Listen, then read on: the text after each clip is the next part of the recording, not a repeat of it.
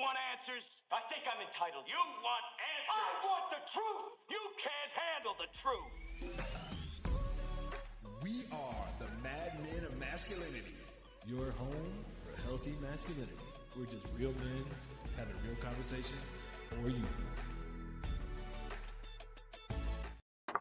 Hey, man, turn that thing off, man. That's right. That's right. Hey, I am Kirk M. Samuel. And I am Jason B. Kendrick. And we are the Mad Men of Masculinity. That's right. This is your home for healthy masculinity on interwebs. Sure. And KLDC 1220 AM in the Mile High City. And we're just real men having a real conversation. See, I knew that was going to mess you up. You just messed that up. I knew I was going to mess you up. How you going to mess up the intro, man? I didn't mess it up. I'm trying something new. This is why we can't do stuff. Oh, man. I'm doing new things, man. Yes, in the house. See, this is why we can't doing have people new over. Things. I'm doing new things, man. People over and you messing up, man. I ain't messing up. I did it on purpose. Yeah, sure we did. You just can't. You can't handle it. You can't handle the newness. Oh man, I audible though. I win on that thing. You did. You did. See how you did? Hey, there's a lot of things you've been through, JBK. Yeah, but not that like I've you. never been through, and there's a lot of things I've been through that you never been through. Yeah, there's a couple. Some of the at least two I can think of. Yeah, some of the things that I've been through, I hope you never go through. Yeah, it's probably some things you've done that I don't ever want to do either. No, that's very especially that back in college,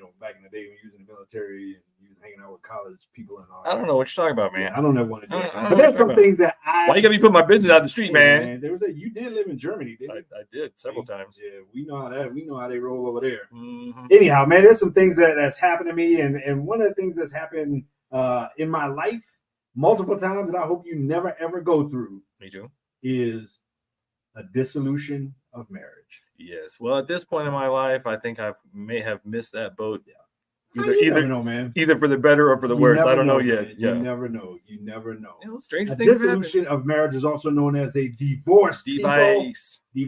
Every year, over 900,000 divorces occur in the United States. It's almost 1 million people. There's two per. So divorce, almost 2 million people. That's like the population of San Jose, California. I mean, man, I'm telling you, it happens a lot. That doesn't mean it's good, but it happens a lot. It does happen a lot. And out of that, 900,000 divorces, about 80 to 90% of them. Where am I going with this? Oh, I know. Where am I going with this? You bet you about to go. It goes both ways. No, I'm not going both ways. 80 or 90% of them are filed by the wife. Yes, I know. 80%, and for some reason, if she has a college degree, it jumps up to 90%. Yeah. Which means that a lot of men find themselves, somewhat involuntarily, yes, they're bushwhacked as the respondent of a divorce. You don't even know what petitioner respondent means. Man. But and that's good. That's good. It's good perspective. But so a lot of men find ourselves in divorce. Yes. And a lot of us have this common thread. I would highly recommend you not go there. Right. Yeah. I mean, it's hard enough to have relationships, and that's why we spend so much time talking about it, because we want to make sure we educate everybody out there listening to the struggles and the strife and the pitfalls and things. But you know what? We only know so much. That's right. And so sometimes we have to bring in the experts. That's right. Sometimes you gotta go out to the pitcher's mound. You gotta tap that left arm. You gotta bring in the lefty. Sometimes you gotta bring in somebody from the bullpen. We know a lot, but we don't know everything. And so we got a guy here that I've known for a few years, probably maybe 3 or 4 years by now. He's from California, man. We won't hold that against you. We won't hold it against you at all. But this guy originally, career-wise, man, is a family law attorney. Mr. David Pisarra, how you doing, sir? I'm great, Good to see you. This guy, awesome to meet you. Yeah, thank you very much, man. You've been around the proverbial block, as you would say. Yeah. You've been to the puppet show. You've seen the strings. I don't know. It's a puppet show, more like a horror show. Yeah, something like that, man. But first of all, thanks for coming in, man. All the way from California, man. My pleasure. Thanks for flying in for this thing. Yeah, I mean, I wish you were just here for this, but we can't afford to fly. we not yet. That. You happen to be here for a business boot camp that you and I are going to be a part of, and I get the luxury of emceeing, and so. Thanks for stopping by on your way, fresh from the airport, smelling like jet fuel, straight from the airport. Somebody probably saw you walking through the airport today, probably running through the airport looking like OJ, or maybe no. That's another court case that we don't want to talk about in California. Yeah. So anyhow, so give a little bit of background in terms of your profession, like your professional background and how you got a little bit to where you are here today. Sure. 25 years ago, I opened up my law practice and I wanted to do business, unsurprisingly. And my law partner said, I want to do family law because I think family law is a great business. You learn it once, and people are always going to be fighting over kids and property. And I thought, ugh, family law, gross. But the problem was I was the marketing arm. I'm the guy that had to go out and go to the Rotary clubs and Chamber of Commerce and kiss babies and shake hands and like meet people. And I do my little spiel on like, I want to do divorce for my partner. And everybody would come and nobody wanted to talk to me about business. They'd all be like, can he lower my child support? Can he get me out of this marriage? I got to like get this alimony lowered. And I'm like, great. So I'm getting him busy.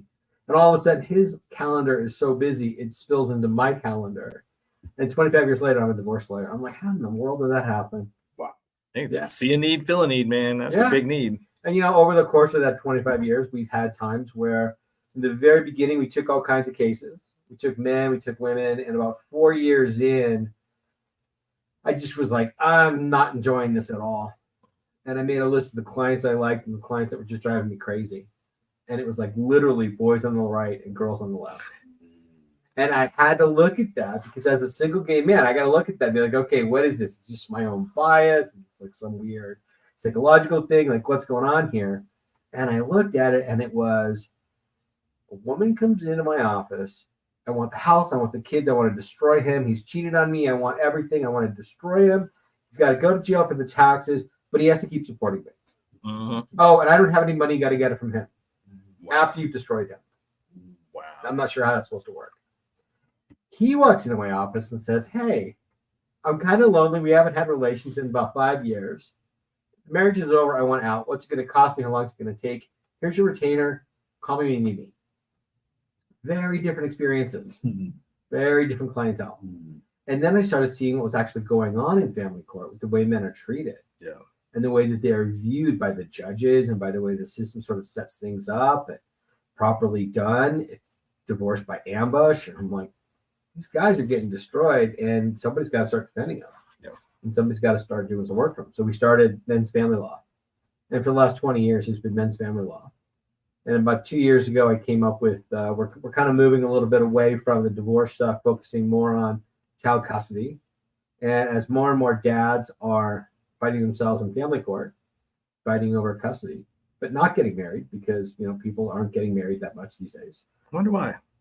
I got we can talk about that for hours.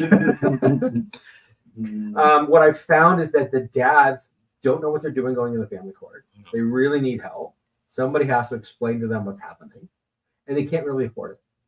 I mean, who can afford a lawyer at $300, $400, $500 an hour? And that's a reasonable rate in many parts of the country.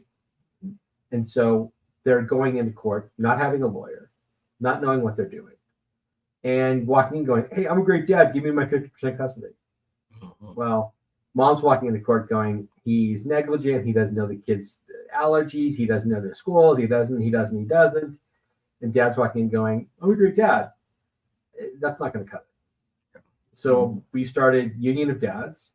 And in Union of Dads, we've got 4 courses that teach dads what they need to know when they're going into court. And that's Dad's Law School.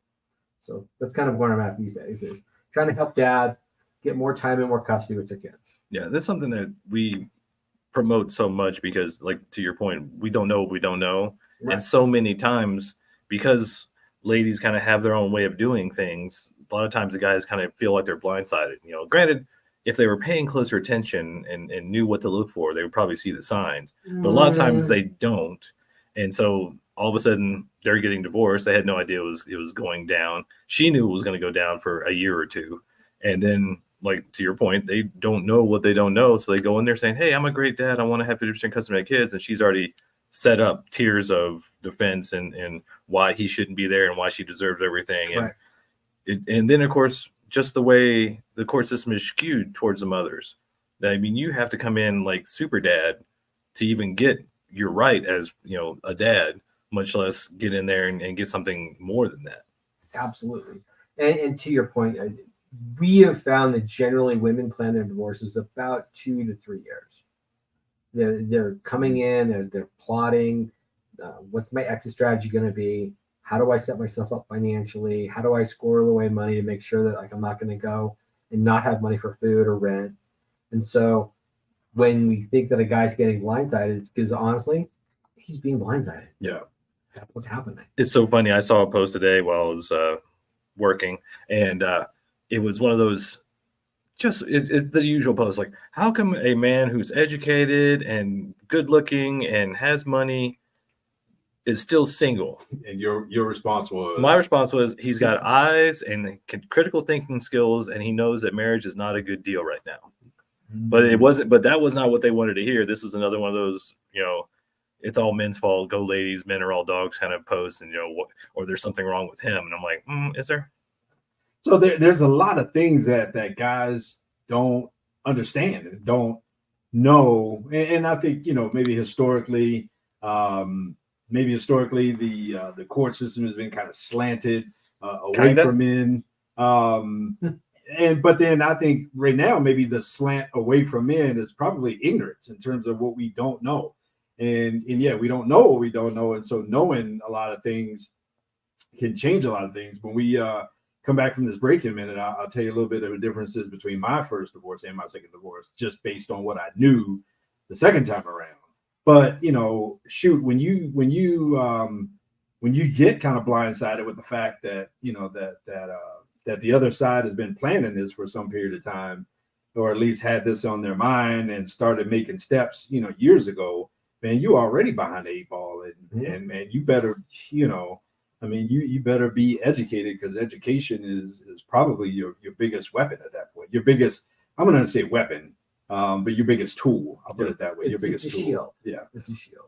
Well, when everything is slanted against you, and nowadays it's one of those things. If you follow the kind of star-crossed lover syndrome and the puppy love kind of thing, and you don't have a more realistic mindset, especially as a man, you get screwed about 99.9% of the time. And even if you have your ducks in a row, it's still an uphill battle, and that's all we hear. And then people wonder why guys like myself are still single at our age. Like, well, what's wrong with him? Well, I look at the system, I look at everything, and yeah, I'm a hopeless romantic. I want to get married, I want to have a family, but it just doesn't look rosy and fun and like something I want to even get into, because of people change. Like one of the sayings is, I think even Jude said this when we had him on our divorced advocate guest, the person you marry is not the person you divorce. That's 100%. And so yeah, 100%. it's all rainbows and butterflies, but then when whatever changes the mind, whatever happens to the heart, whatever happens to the feelings, they change.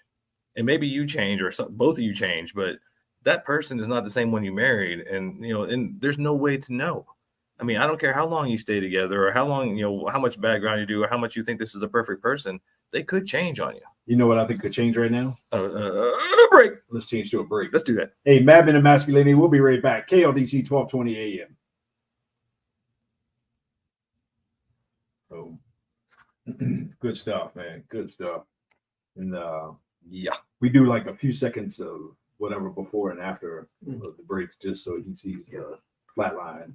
And for you guys still watching us behind the scenes right now, this is the behind the scenes moment that you only get behind on the YouTube scenes and Facebook. This is where where pick our nose. Yeah. Sometimes this is where the best conversation is, because we don't have FCC all over us for this one. But yeah, we can't like cuss and do all the crazy stuff we do during the breaks, So make sure you like and subscribe. Tell your friends. We're trying to do some good out here, people. No doubt. We're bringing in the experts. We're bringing in the we drug him in here off the plane. He didn't want to come in here. He's kicking and screaming. No doubt, man. But we appreciate you, settling down, and thank you. I appreciate it. You ready?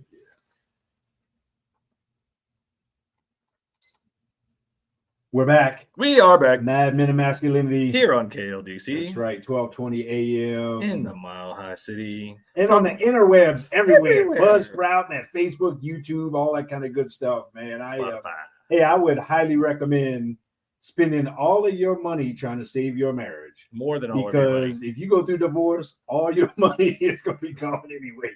Spend all your research. I would recommend, this ain't professional advice from this is anecdotal advice. Go into debt, spend all your money trying to save your marriage, because I'm telling you, if it goes bad, it's going to go real bad. You're going to be broke, busted, and disgusted. You're going to be in a place where you don't like to be. You don't want to be. And you can be writing a check every month. That's going to make you mad and bitter and all that kind of stuff. And you're going to have to holler at somebody like David Pisarra, who we have here in the studio here. Been in family law and specifically focusing on the men's side of things, the men's equations, if you will, and all those kinds of things. And so, we talked about guys being blindsided kind of going into it, and the things that they need to know kind of going into it. Now, obviously, so you practice in California, right? I mean, none of this is you giving anybody any legal advice. So don't be an idiot out there, folks, and say David said to do this, so I'm gonna go do it. And if it don't work, then you want to fight him.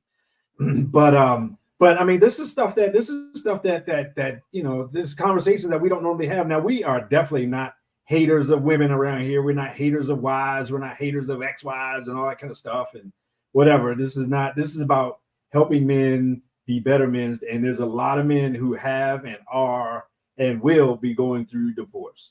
And so that's where the heart of all this is. We're not anti anything. We're pro healthy masculinity. And I'm telling you, when you're in that situation, it can be so crazy that you think you're going crazy, man. It can be so crazy that you just think the whole world's against you, and you just, I don't want to say, man, but I mean, it just gets crazy, man, when it starts flying and checks start having to be written and all that kind of stuff, man. No doubt. Yeah. I know it sounds a lot of times when we talk about this, and it sounds maybe you could be anti-women or it could be anti-female or it could be, but it's not. The only problem is the statistics that we bring up are the statistics. So the numbers don't lie. So ladies, if you don't like the numbers, sorry. It's just this is the way it is. And so we're trying to educate men and a lot of the women out there to know what's going on, because it seems like a good deal. And this is one of the things we had this conversation several times with some of our single mothers out there, that this seems like a good deal. And we spend most of our time trying to educate men on the pitfalls of marriage and divorce. But a lot of times ladies get caught up in I can just take his stuff and go live my hot girl summer and stuff like that. But once you get past a certain age, it's not all, hot girl summer out here in these streets. It's cold and rough. Hey, David, do guys normally, from your experience, do guys normally have the mentality of, look, I just want to go off and have my kids and kind of move on? I mean, is that generally the common theme, or do guys really get into the I'm a getter mode? It's rare that a man wants to get into really get into the fight. Usually they're like, I just want to cut a fair deal. Let me see my kids at, let me have 50% of the time or whatever it's going to be, and let's move on. And that's frequently not the case on the other side. The other side is definitely in for, I want every penny. I want all the kids. I want to make him pay. And often I'm looking at this and going, you're just destroying your children. Yep. I frequently use the example of the two mothers in King Solomon. And I've updated a little bit, because frequently these days we see one party is willing to just go to the masses, like I need everything and I want to destroy the other parent. And what they're really doing is they're destroying the kid. And so when I say, look at the two parents as if they were the two mothers in King Solomon, how did he make that decision? He said, cut the baby in half. And the real mother said, no, give the baby up. And that's how he decided that that was the better parent. And I see that today. Like, frequently men are willing to give up because they know how dangerous and damaging the fight is. And I think that's one of the things that, like, as men, we tend to grow up. Like, I know if I'm going to pick a fight with a guy, I know I either have to, like, out of the gate, be ready to, like, overpower and win from the get-go, or I'm just walking myself into being pummeled. And I think frequently women underestimate that from a not from a physical perspective, but from the emotional perspective of what's the actual damage. Yeah, that comes back to, I think a lot of times nowadays we're not holding the ladies accountable in any way. Everything's set up to their advantage. And so the guys growing up the way we do, we know there's a line. As men, we know there's a line. You can say what you want to say, but at a certain point, you can get blasted in the face. Yeah. So we know there's a line, but there's not that same sort of like education on the lady side for the most part. I mean, there are some. I know I've seen some. They're like, yeah, my brother's in this and that. We used to fight. But for the most part, it's not there. So they don't have that, like, well, let's not fight. And I think sometimes, to the, hell hath no fury like a woman scorned thing, when they get to that point of divorce, I mean, they're just out for blood. Like, they want as much drama as they can get. And interestingly, you just made a really interesting point. I think I don't want to skim over that. It's when women grow up with brothers, they learn what that's like. They learn that dynamic. And similarly, if girls grow up with fathers, they learn similar dynamics. But when the dad is not in the household, there's no limits placed on them as in the same way. So they don't learn those. And I think that we're seeing the effects of 25 years ago, single motherhood is rearing its ugly head in today's relationships, where men are like, I don't want to deal with this. Yeah. You know, you look at the 20 and 25 or 30-year-olds, they're all like, what is this MGTOW, like men going their own way thing? And they're like, forget it. I'm just going to make my money and I'm going to go play games and I'm going to live a great life and have fun. We did a show just recently about single motherhood, and one of the things I really harped on, based on my experience from being from going through a divorce, being in a household that fell apart, is that the father has to be in the kids' lives. I mean, I'm talking outside of what is statistically a rare extreme where the father is, literally legally abusive and, a threat to the kids and that kind of thing. I mean, there are cases. We can't discuss the whole narrative based on the exceptions, what I would consider to be exceptions. But for the most part, most men want to be in their kids' lives, and kids are better when their fathers are in their lives. And so parental alienation is a form of abuse. Oh, 100%. And the sad part is that the domestic violence lobby has glommed on to the parental alienation argument, and they're pushing that's actually the abuser's argument, and they're pushing parental alienation, the acknowledgement of it, out of the court system. We've got a bill in California right now where we're actually going to take away from judges the power to order a family into reunification camp when they recognize that it's necessary. And that's coming directly from the domestic violence lobby that's lobbed onto the parental alienation argument. It's unbelievable. And the other thing about this is that, and you said something really interesting there, and that's the definition of domestic abuse has changed so dramatically. You made a joke earlier about O.J. Simpson, and that was a seminal moment in our society when O.J. allegedly murdered Nicole Brown Simpson and Ron Goldman. That changed domestic violence in our society. And we are still feeling the effects of that today, where 20 years ago, it was actual physical abuse was the definition of abuse.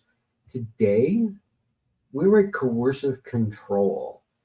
Now, coercive control, I don't really know what that means. Mm-hmm. I know that it's the far extreme and the opposite of physical abuse. Right. And oftentimes the domestic violence lobby wants to say, well, that's where they're controlling the money and they're giving budgets. And I'm saying, well, that also sounds to me like a well-organized family. Yeah. Like somebody's got to be in charge. Like it sounds like structure. Right, exactly. Boundaries. Oh yeah, boundaries. Those important things. Yeah, this is one of the things that we see, and it's kind of sad because not all divorce attorneys have the best, their minds in the right places. A lot of them are there just greedy, trying to get money, and you see them. I've had several single mothers now who have, when they went through their divorces, tell me that their attorneys were like, well, how can we charge him with, or how can we say that he scared you, or that he did something that was quote unquote domestic violence or something controlling, so that we can get more money, because they want more money for themselves. The more they get for her, the more they get for themselves. Absolutely. If I was running women's family law, not men's family law, I would have probably 4 homes, a boat, probably a jet. I'd have brand new jet skis every year on the Colorado River, because it's so easy to gin up the anger and the frustration and to cause that kind of chaos that drives the litigation. And being a voice that's against that, it definitely comes at a cost, no question. And that's one of those things where, you get emotions and feelings tied up into it, and logic kind of goes out of the window.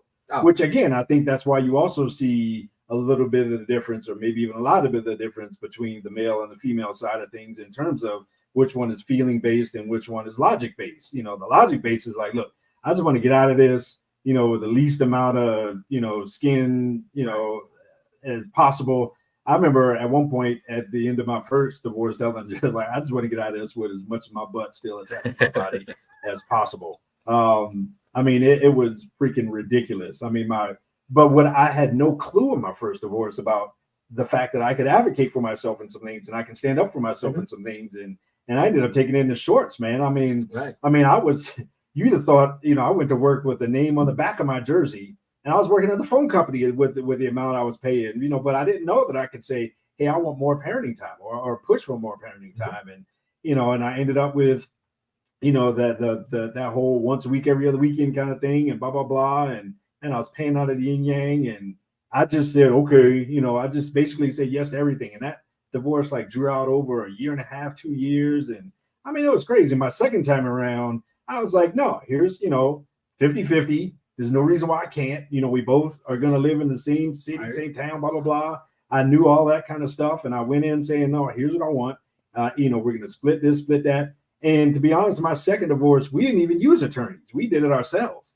I mean, she had been there as well. But either way, I knew enough the second time around to know what kind of things that I could stand up for, what kind of things that I could put my foot down for, and to say, no, here's what I want. And to if you will, to fight for those rights. But the education being the huge part of that. And obviously here, but before we get done, we're going to get into some of these things that men need to know. But I think just having that knowledge the second time around really helped me out in terms of it was a lot cleaner. It was a lot more straightforward. Yeah, that's another thing we keep talking about is F your feelings, get out your feels, and realize that this is a possibility. It's just like life insurance and car insurance and everything else. Educate yourself, men, about divorce and what could happen, because the numbers are not good. I mean, what is it? 50% of first-time marriages end in divorce? 70. I'm sorry. Wow, it's gone up. Yeah. And was it second-time marriages 80, and then third is even higher? No, it actually goes the other way. Oh, really? It's 70 for your first marriage. You're probably going to get a divorce. Okay. About 55, 60 on your second. And by you hit your third marriage, you got a fighting chance. It's right under 50%. Yeah, yes, Kirk. Hey. Yes. You got a chance, baby. Yes. And again, that a lot of that is stuff that I learned in the past. I implemented even into this engagement and going into this marriage. And we're going to get into a little bit of that right after this break here. Let's take a little break. We'll be right back. Madman and Masculinity, KLDC 1220 AM. Boom.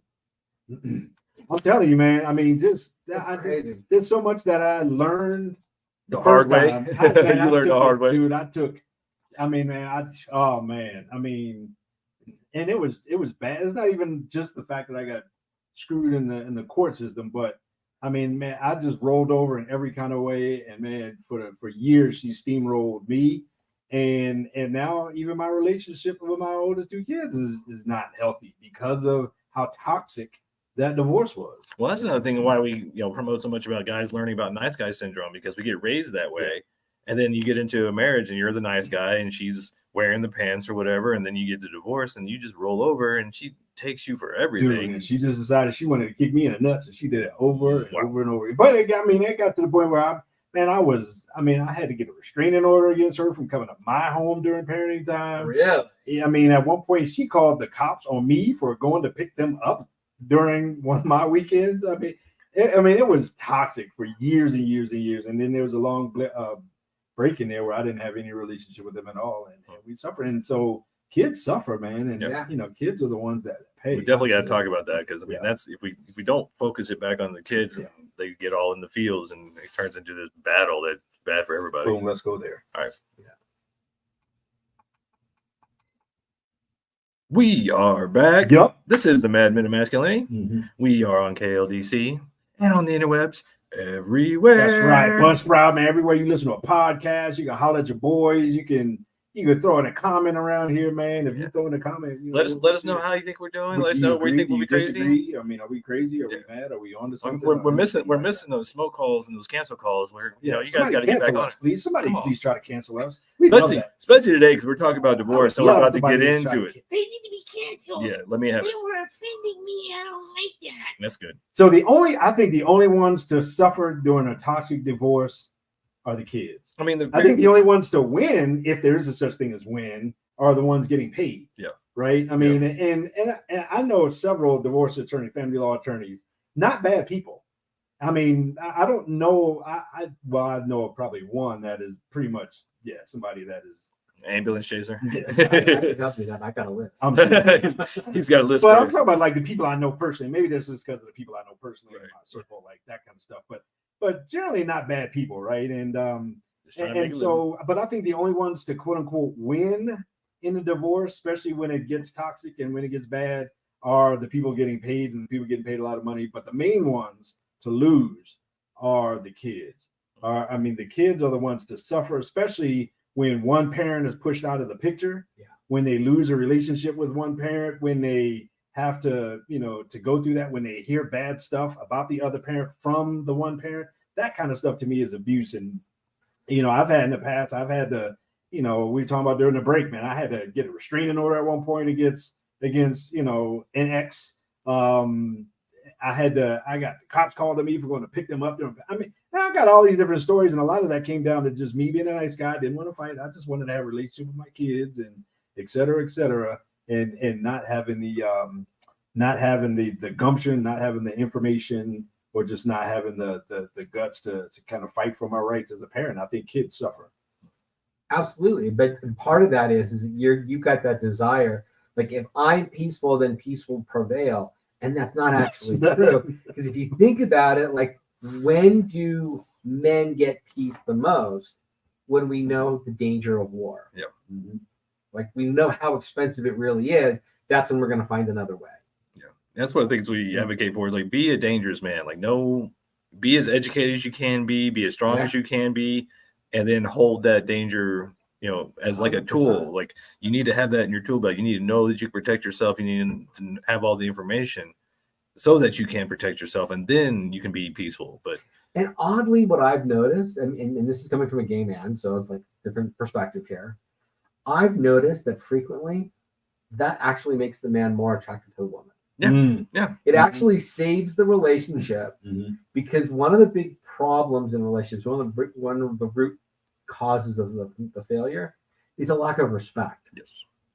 And when the respect goes away, the relationship is over. Forget it. No matter what you do, you're not going to fix it. Yeah. But when that element of being that Jordan Peterson monster, that's the one that like actually people are like, oh, we're going to step two a little bit. Like I'm being told no, and he actually means no. That's right. Yeah. Oh, I have to get a job because I'm not allowed to just be a stay-at-home parent. Right. Yeah. You have to carry your weight. You want to be an equal partner? Be an equal partner. Yeah, and unfortunately, that is a symptom or an effect of single mother, single parents, single mothers raising boys, not being men and doing the best job they can, but they're not men. So they're feminizing the men. And then as they grow up, they're going, well, where are all the good men? Where are all the masculine men? It's like, well, they've been feminized because you didn't want them to be boys. And, as you speak of equality, when a lot of the money back and forward in terms of who's going to write the check and how much is essentially formulas, right? I mean, it's essentially you plug in this number and that number, this number, that number, and it spits out a number, right? And the main driver, the two main drivers of that is income and parenting time, right? And so personally, I think, and if I were to sit back and rewrite some family law, I think the default should be 50-50 parenting time, minus the exceptions of, I think that should be the default. And then there are mitigating circumstances that would allow us to veer away from that. And I think with that 50-50 parenting time, if dad travels all the time and blah, blah, blah, dad's going to have to make some exceptions to be able to raise his kids. But at the same time, he's not writing that big check. And I think if mom's only or primary source of income is child support, that's a problem. Yeah. I mean, I think, to me, that says that she's basically a glorified babysitter and she's not a productive member of whatever. And especially in a case where 80-90% of these divorces are initiated by her. And so, I mean, I think, in my world, the default should be 50-50. And then we can veer away from that based on, some kind of circumstances that the judge says. But either way, there should be some equity in that and not be just a general understanding that mom gets more of the say-so or mom gets more of the opinion or more of the influence or input in that whole thing. And we're going that way. Florida just last month started 50-50 a presumption. Love it. Moving to And Florida. Kansas has had it. On my way. You know, Florida. Kansas? Oh, they close. Florida. What do you do with Florida? Oh, I mean, right. it's such a like. It's gonna be underwater soon anyway, so everybody get a boat, Truly. get a boat, and Truly. start learn how to swim. But no, I mean that's kind of it goes back to in a lot of ways and there's just this way that we do things in this country. Just maybe it's even global, but I know really here in the West. But women and children and dogs are loved unconditionally. Yeah. Men are only loved for what they can provide, but then men are taught repercussions and responsibility. But we as men, I think a lot of this sometimes falls on our shoulders as well. We're raising our daughters as you're the princess. You don't have to do anything.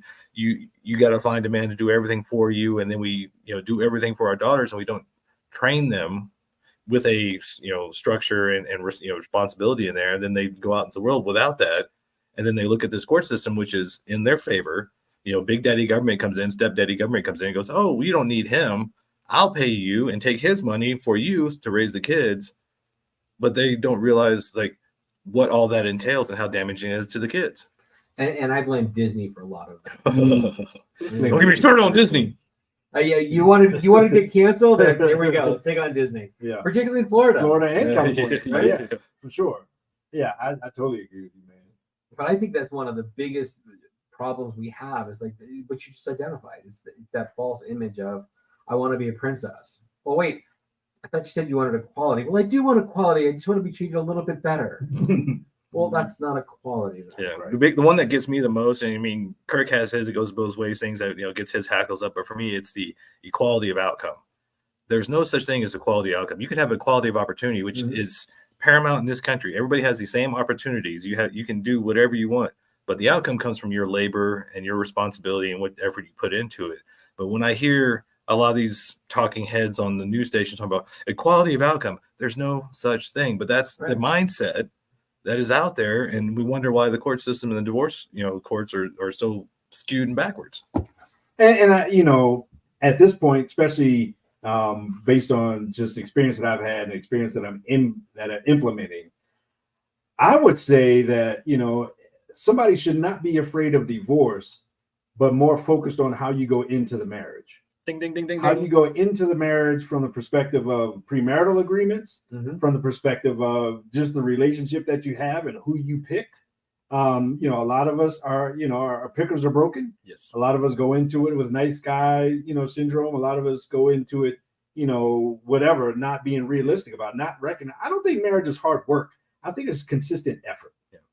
Well, I And- mean, you said it too, like being realistic, Right. because the puppy love thing and the star-crossed lover syndrome, and you get all in your feels and you don't stop to go, who is this person? And then to even have that, talk with yourself and go, guess what? If this ends, that's not going to be the same person that, they are now. So being aware of that, and like you said, not being afraid of it ending. I think that's what happens so much as we go into this nice guy ideal and we don't put in structure and boundaries. And then we just get run over and are blindsided because we didn't educate ourselves enough to go, hey, this is just how it is. I mean, it may not be pretty, but, results often harsh, always fair. This is what it is. We need to educate ourselves as men and be realistic. Take your time up front. Take your time. Because, so many times we see people rushing into things. And I'm like, why? If this is supposed to be your person, like your person forever, why so fast?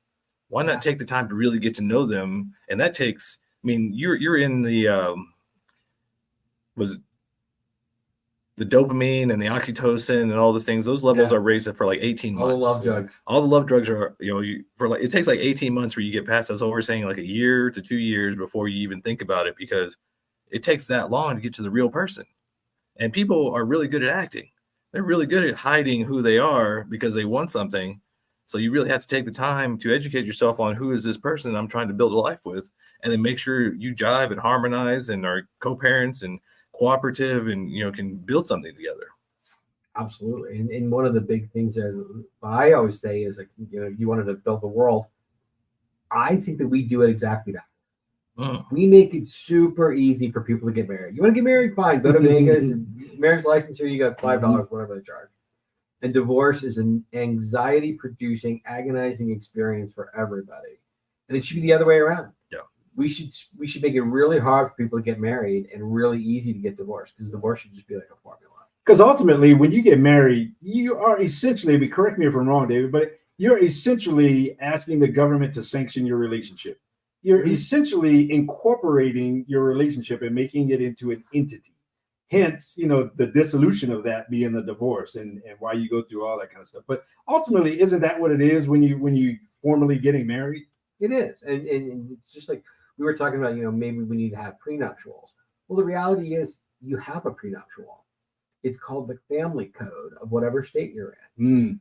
It's already been written for you. The issue is that most men have no idea what it is. Yeah, we got to read, gentlemen. They haven't actually read it. So they're like, listen, I know my job. I show up semi-sober. I say I do. I'm done. And I wish it worked that way. Yeah. But that's I'm surprised at how many times people that's their image of going into marriage. Yeah. They don't have those discussions about how are we going to handle money? How do you deal with credit card debt? How do you feel about this? Like emotionally, what are the triggers that brings up for you? Because that's a huge issue in marriage, is money. Yeah, I blame Disney and romantic comedies all over again. People should read 7 Secrets of Modern Dating. Yes. He said, she said, guide to getting from single to spouse. I think that's a great book. Yeah, because that came from blood, sweat, and tears of our own experiences. And another prime example. Okay, how you get down is how you get down, right? Here's, some reality-based going into the marriage, going into the relationship. Statistics say that 6 out of 10 divorces involve somebody with a porn problem. If you are a consumer of such things before you get married, is that other person cool with that? Maybe that's a conversation that you should have. And if the answer is no, then maybe you should consider whether or not this is the person you should be getting into a legal entity relationship with. I mean, because that's something that is small in the beginning is only going to get bigger over time. So is the person cool with that? Is the person cool with your money habits? Is the person cool with your whatever other lifestyle habits you have, eating, your sports, your work, all that? These are conversations that need to be had before you say I do, not things you just plan on. We'll just figure it out if it goes down like that. Speaking of going down like that, let's get out of here. Go down for one more break, man. Yeah. What do you think? Let's do it. Mad Men of Masculinity. We're going to take a quick break. Nobody excuse you. They say you can't get out of it. Come on. Wash your hands. Get you a diaper. Wash your hands. Our producer, Tanner, just said he's got to go to the bathroom, everybody. So if you're Titanic Tanner, we're just going to see you for a few minutes. But either way, man, I'm telling you, these are conversations that people need to have like ahead of time, man. Yes. Dude, there's a big one that needs to happen that people never want to talk about. What's that? Body changes. Oh, yeah. Oh, yeah. Yeah. Yeah, dude. Yeah. I mean, because that's a big issue. If we're going to be married for a while, we're going to get older. And if we get older, stuff ain't going to be... It's not going to be where it was before. Where it was the day we got married 10, 15, 20 years from now, right? That's the thing. I almost kind of disagree with the making divorce easier thing. Because, I mean, back in the day, you had to burn the ships. Like, you were going to be together forever. Like, this was like, you were making that family and that was it. And nowadays, it's like, just get a divorce. But, yeah. I mean... You're right, though. Going into it, man. If we could prevent a lot of marriages on the front end, oh yeah, we would prevent the divorces on the back. And that's why we talk so much about. Like, you have to look at it as a business. This is a business arrangement. You are making a it's a business arrangement, all right, for the woman. Yeah. Well, I mean, the guy's coming in as like the capital investor.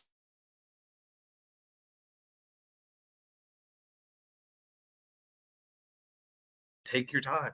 And here's what the modern women don't realize. The modern women out there who are getting there, you go, girl, boss, babe. Mm-hmm. Yeah, ooh, you go get yours, girl. Ooh, I'm going to go get my education. I'm going to go get my nice career and all that.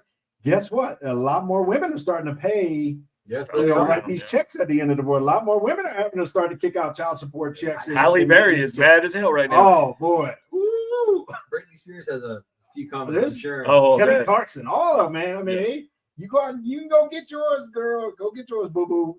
Talk about equality. Guess what? You get to write the check too. Yeah, because it is a formula, right? Mm-hmm. So, there's a lot more women now that are starting. There's not a lot of men that are willing to argue. Right, that's the thing. It always gets me. I'm always pushing them. I'm like, get that, and they're like, no, I don't need all that. They get so run over the coals and demonized when they're like, oh, you're not a real man. You're taking her money. Because it's a stigma. Yeah, stigma. It can be seen as a stigma. But what's interesting is look at who's doing that. Actually, is it men doing it to other men?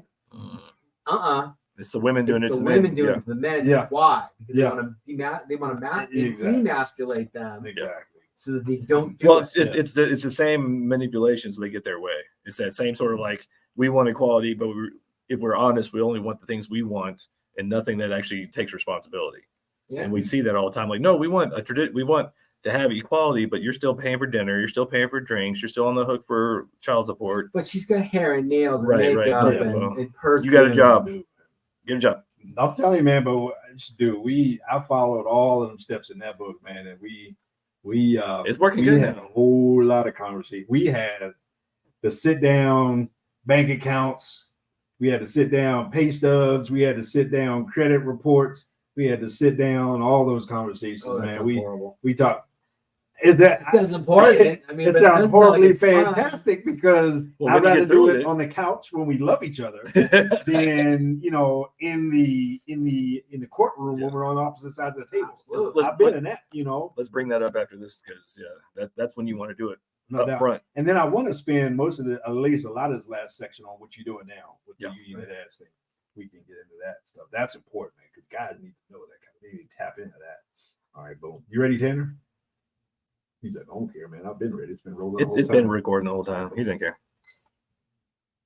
We're back. We are back Mad Men and Masculinity. right here on the radio. That's right. Oh, we getting real up in this joint. I was trying to during this last break here for everybody that's. By the way, when we do these things, man, if you catch us online, if you catch us on YouTube, you get all the behind the scenes, all that kind of stuff. You get all the conversations. It's a whole lot more conversation. A whole you lot don't more get to see. conversation. And I was Or don't talking get to about hear. one of the things that I've learned that I incorporated is to have all these hard conversations before we get married.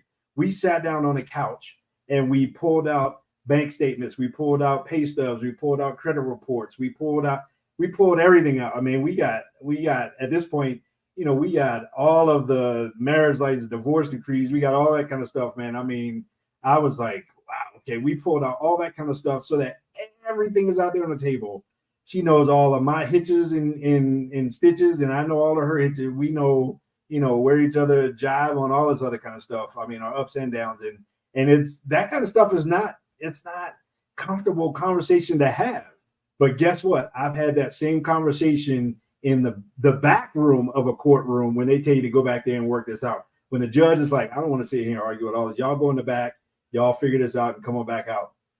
I've had these conversations in courtrooms. I'd rather have them on the couch when we love each other because ain't no love when there's a petitioner and a respondent, and you're not both paying $900. Exactly. I mean, don't you feel more kind of like stable and connected now that you've had those conversations? There's a different level of intimacy because all of that's out there. I know what I'm getting, and she knows what she's getting, and it's not all good, and it's not all good. Meaning it ain't Disney. Yeah. It's not. I mean, we both around 50 years old. We got baggage, right? We got stuff. We got kids. We got exes. We got all this other kind of stuff, man. And so it's better to get all that out there up front. It's better to handle all those kinds of things because what is important. And speaking of what is important, talk to us about the Union of Dads. Oh yeah. My pleasure. The Union of Dads is designed to help dads become educated, empowered, and entertained. And monsters. Oh wait, no. Well, in a way, yes, that's certainly true because I want dads when they're empowered to know what their rights are. Right. Because if they don't know what their rights are, they're going to just roll over. Yeah. And that's setting a wrong message and a wrong image for the children, and that's what the kids need to see. And what I'm trying to do is have dads. So often they are so isolated. There's this epidemic of loneliness among men, and particularly among fathers, because so often, who's your social crowd? Well, work. Mom's running it. No, not even. Mom's running it.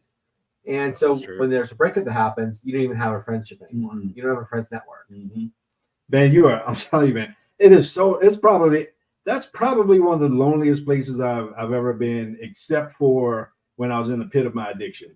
Those two places were lonely places to be in, man. I'm telling you, because you're right. You lose your friend circle. If you go to a church, guess what? You're going to kind of get those looks from people. Yep.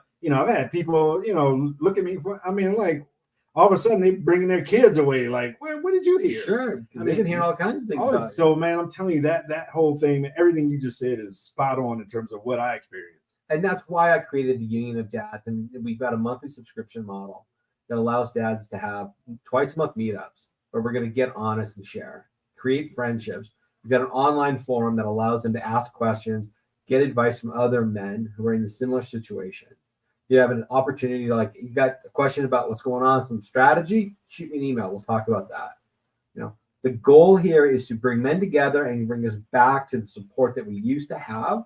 Because when you're going through this, you don't have that anymore. And you can't be going to your family all the time because you're just going to poison that well. Yeah. They're going to get to the point where, like, I'm done. Dude, I got my own family to worry about. You got to go on your own. Yeah, we talk so much about, guys, find your crowd, find your group, find your men's group. And especially if you're going through something like this, find a group like, the Union of Dads, because they're all going through the same thing. They get it. Right. They get it. And then once you're actually past it, once you're through that crisis point of the divorce or the breakup, or you get your parenting plan in place, you still need to have friends. Mm-hmm. And so the other side of Union of Dads is to build the community online, but also we're planning on having live events because I want to bring dads together. So there'll be one in Denver, there'll be one in Los Angeles, and it may be like 2, 5, 10 guys. I don't know. My goal is 2 years from now have 300 guys together in Dallas. Like, let's go have some fun. Yeah. Because that's one of the things that men really lack in today's society. And I'm kind of like the Julia the Cruise director of all this. Like, it's a good thing for me because I got the time, got the flexibility. I love doing it, and I know how to have fun. And again, man, I just can't tell you how much I wish I would have had that when I was going through all that kind of stuff, man, because, I mean, it's such a dark place, man, and it is.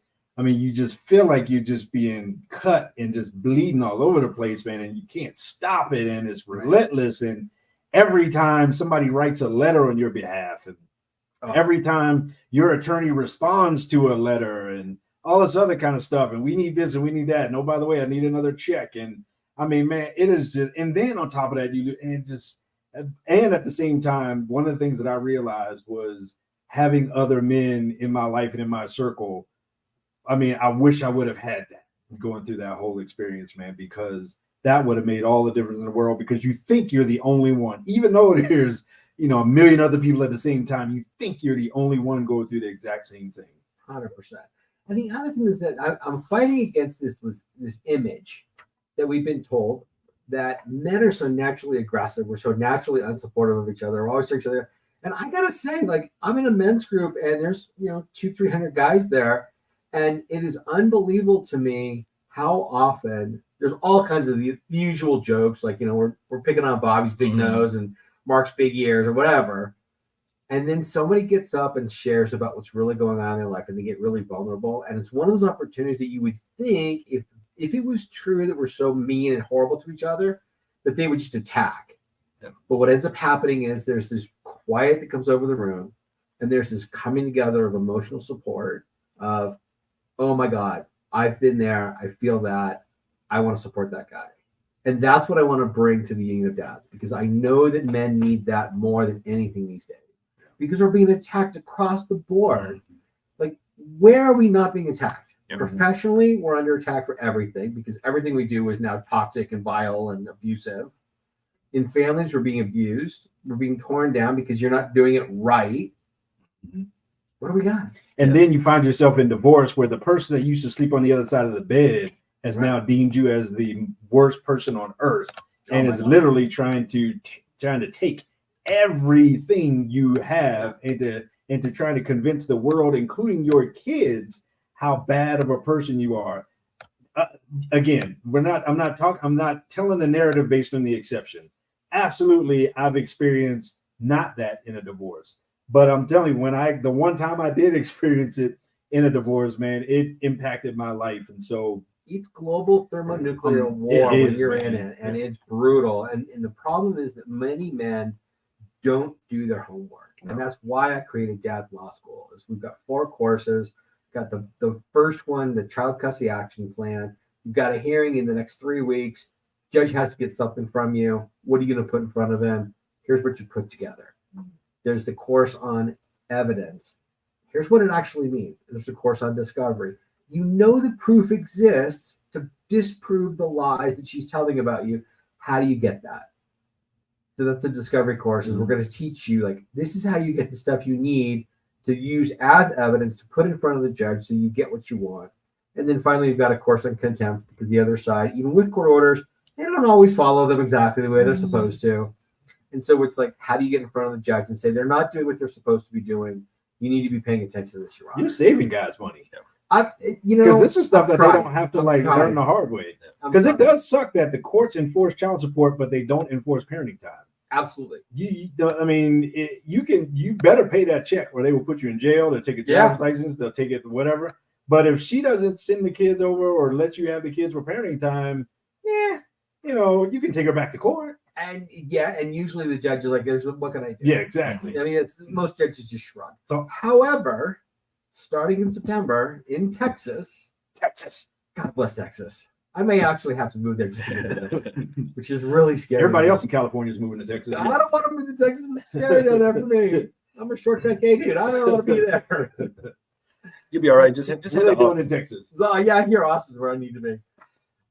Texas has a new law that's coming through that says if you're withholding parenting time from the other parent, you're directly interfering with that parenting time, and you're brought to court, you get that time back. I like that. And it's Texas! all based on person. And I'm like, wow, there's a state I wasn't expecting to have that, but we're going to see how it plays out. But I think that it's going to, like, all of this stuff, we're going in the right direction with Florida and Kansas and this new law in Texas. And then we get California, which is doing stuff that's just insane. Well, it's always been insane. It's California, but gentlemen, we have David here. He is a just fountain of information. He's got the tools right there to teach you what you need to know. And he's a cool dude. And he's very I've known cool. him for years. But cool dude. If you guys are still kind of dealing with your nice guy syndrome and you're not sure why to do these things, do it for the kids. Yeah. Because if you don't know what you don't know and you go into these courtrooms without the information, without educating yourself, the kids are going to suffer.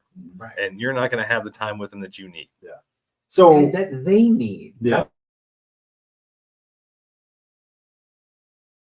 Is that they need that time with you.